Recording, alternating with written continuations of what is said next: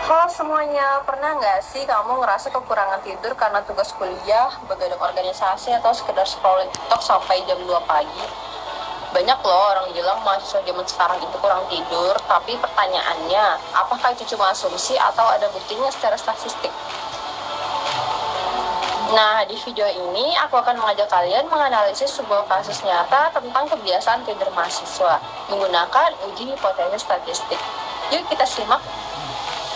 Sebelum kita masuk ke datanya, kita harus pahami dulu apa itu uji hipotesis. Uji hipotesis adalah cara dalam statistik untuk menguji sebuah klaim terhadap populasi.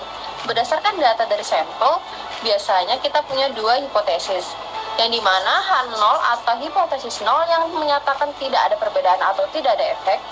Yang kedua adalah H1 atau hipotesis alternatif yang menyatakan bahwa ada perbedaan atau efek yang signifikan.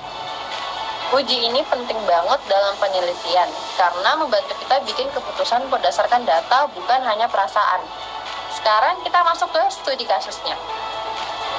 Berdasarkan laporan dari National Sleep Foundation serta beberapa jurnal pendidikan dari universitas di Amerika, ditemukan bahwa mahasiswa rata-rata hanya tidur 6,7 jam per malam.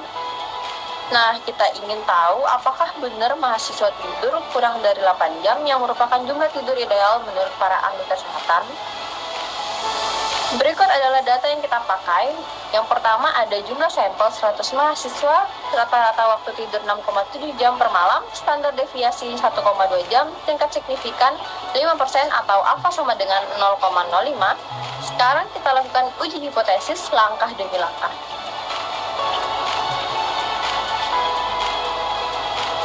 Langkah yang pertama, menentukan hipotesis.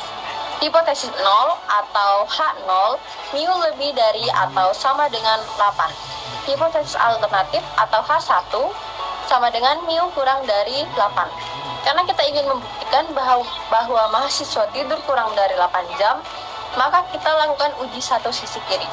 Kita pakai alfa sama dengan 0,05 atau 5%, artinya kita siap menerima risiko 5% dalam membuat kesimpulan yang salah. Ini batas umum yang sering digunakan dalam statistik ya guys. Kita akan menggunakan uji Z karena sampelnya cukup besar, yaitu 100 orang. Rumus Z adalah rata-rata sampel dikurang rata-rata populasi dibagi standar deviasi dibagi akar dari jumlah sampel. Angkanya seperti ini. Z sama dengan 6,7 dikurang 8 dibagi 1,2 dibagi akar dari 100. Hasilnya Z sama dengan negatif 1,3 dibagi 0,12 sama dengan negatif 10,83. Nilai Z kita adalah min 10,83 jauh ke kiri di kurva distribusi monormal.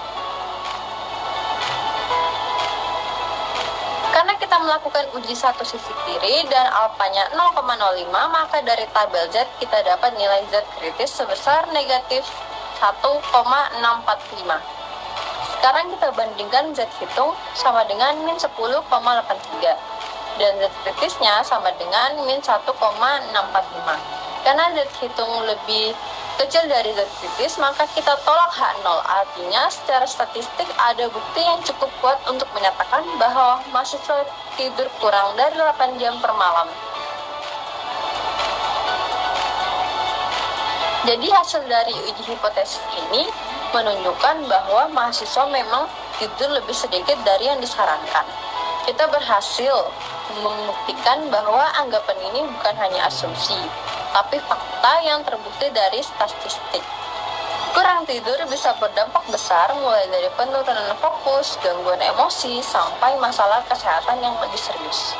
Ini jadi pengingat bahwa buat kita semua untuk mengatur waktu dan istirahat yang cukup. Terima kasih sudah menonton sampai akhir. Kalau video ini bermanfaat, jangan lupa like dan share untuk konten edukatif lainnya. Sampai jumpa dan jangan begadang malam ini ya.